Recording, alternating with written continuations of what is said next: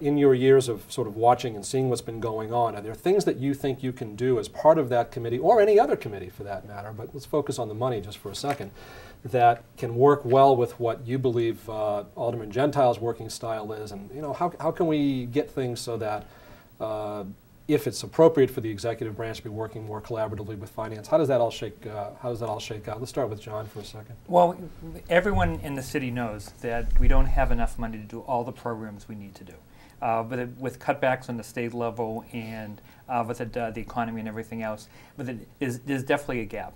And I think one of the important things that everyone has been talking about is a lot of public-private partnerships that bring people together to actually do things for the city. And there are certain things that any city provides the citizens. It has to take care of public safety. It has to take care of educating with the children, and it has to have a quality of life. And I think a lot of partnerships, you don't want people coming in and becoming police officers for the day, and you don't want someone showing up today and being the teacher for your child. But I think to bring more services to the citizens in Newton, you can bring people together by having the citizens doing a number of quality of life issues. Part of Newton Gives, which we did part of the inauguration, which was a number of people came together and provided, built an ice skating rink, which people will start doing. They started trying to skate on it today, but it'll be over the weekend. People were doing packages for soldiers in Iraq, and people were engaging. And I think people have to realize if you don't have enough money to do everything in the city, what you need to do is start doing things. Service is not just one day a year for 4 hours for Newton Service Day.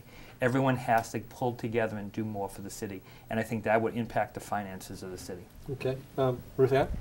And to look at it just from a slightly different angle, take one piece of the financial picture of the city, which is our long-term capital assets. We have a new mayor, Mayor Warren, who campaigned on making sure that we have an inventory of our capital assets and a clear understanding of what the maintenance and renewal and replacement needs are. We're going to have to find a way to pay for that. We need to create a comprehensive maintenance plan once we know what state the buildings are in. We have to rethink the way we actually do the maintenance, particularly when you think of the school-city relationship with that. We have to rethink the budgeting process for our long-term capital assets so that the Board of Aldermen can have a holistic view of and a sense of the priorities. And then finally, we need to change the outcome so that we have more money to spend on the capital assets. I know our new finance chair is deeply interested in all of these as well. So there's a lot of work for the finance committee to do on that one segment alone. And I look forward to digging in on it with Lenny Gentile and Mayor Warren. Deb, you were talking about the land use and how we can use land either differently or more appropriately or just flat out in a new way of thinking. What did you mean by that? Because Ruth Ann touches on that a little bit, and it also feeds into the financing aspect, because as we change the way property, Newton Center, whatever it may be, Route 9, any of these developments, not just on the housing side, but on the mixed use side, I mean, it does change the finances of the city for a very long time in the future. So what are your thoughts on land Well, I use? guess what you're talking about is new growth, and how do we accept and how do we control new growth coming into the city. And certainly new growth adds to the bottom line in terms of the revenues we're able to accrue.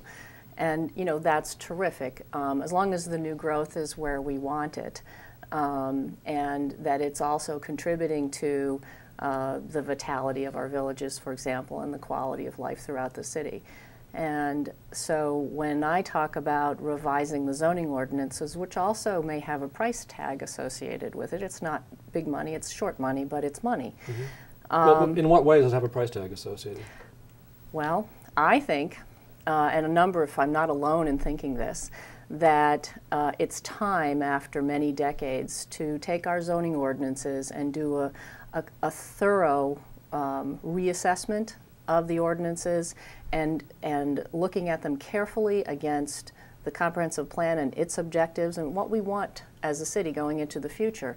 And the Board of Aldermen is not a professional body that's skilled in doing that. Normally, a community would put out an RFP and hire a professional entity, and the task of the Board of Aldermen working with city staff, in our case we're fortunate to have a very good planning department, would be to craft that RFP request for proposal and make it very clear what it is we're looking for. But the essence of that is in the comprehensive plan, and I would think that would be the work. So there's a price tag to that unless we can get a grant. Those are out there, and that's possible. We could pay for that in part using a grant. And numbers like $100,000 for a service like that are not uncommon. And you mentioned that was in the comprehensive plan. Was 2007? Is that when the comprehensive plan was? So what is there, I guess sort of, to me the obvious question is, we are now 3 years, or 2.5 years roughly. 2 years really, it passed in December. Okay, yeah. so a full 2 years Yeah. at least, past when the comprehensive plan was done. What might be a reason why it hasn't already been done, and what would make folks at this table believe that now it can be done? Well, you don't, it's not, it's a funny phrase, you don't do the comprehensive plan. You don't take the comprehensive plan and build it. No, I meant the part about hiring that specific element, because that actually seems like something that's a very specific thing. Allocate money if it's agreeable to the board, and if the mayor signs on to it, I would guess that he has to propose that as part of the budget. So it's not only the comprehensive plan that drives an interest in revising the zoning ordinances. We know because the zoning ordinances have been amended so many times over so many years that sometimes one hand isn't watching what the other hand is doing, and there are parts of the zoning ordinances that are literally confusing and difficult to implement for the kind of building they're intended to control. So the part that actually could move it forward from your perspective is somehow or another in the budget, because the mayor would need, first of all, am I correct, the mayor is the one that would need to put it in the budget. Yes. So if it takes $100,000 to do something that the board and the city need some additional expertise, it would have to be from the mayor to have that as a priority, put it in the budget, and then the Board of Aldermen would have to feel comfortable voting for that, and then overseeing and working with. Is this the right track? Yes, although the board can encourage the mayor to do that by through a resolution supporting that. Okay. And then also quietly work behind the scenes to make sure he understands it's a priority of the board. Right. And so a little nudging now and then, as they say. Right. And for the sake of your audience, I think just sort of generally, I mean, it is the mayor that proposes expenditures and the Board of Aldermen who approves or denies or disposes of those proposals. But, you know, we've all been talking about working together.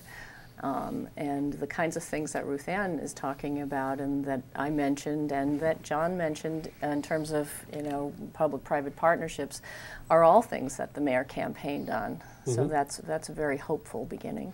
So that's part of the whole new exciting part of things. I mean, we literally have 20% of the entire legislative branch of the government sitting at this table. I would hope we can come out of here with a couple of things. Ruth Ann, is there wait a minute, we just had a primer in the open meeting law. I don't think anything could be more open than what we're doing right now. Although